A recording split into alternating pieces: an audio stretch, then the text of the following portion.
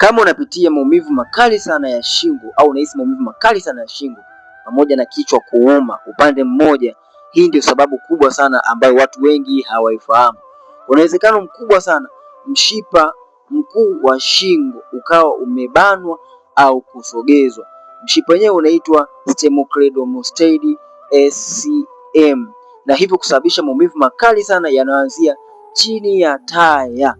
Kitaalamu anaitwa referred pain pattern jaw, na haya maumivu husambaa kwa kasi upande mmoja juu ya sikio. Kitaalamu anaitwa referred pain temporal pattern. Na hapa sasa watu wengi hutumia painkillers kama ndio suluhisho la kudumu. Cha kustajabisha au cha ajabu zaidi, changamoto zao haziondoki kutoka kwenye chanzo, bali tu zile painkillers ambazo wametumia zinakuwepo ni tolerance ya yale maumivu ambayo wanayahisi, na mwisho wa siku kupata changamoto hatari sana ya kuparalyze. By the way, Dr. Kiba nimewasaidia watu wengi sana kupata changamoto zao ndani ya siku 30 mpaka 90. Hata naye pia inawezekana kupona. Wasiliana nasi sasa Afya Prime Tanzania ili tuweze kukusaidia. Share video hii.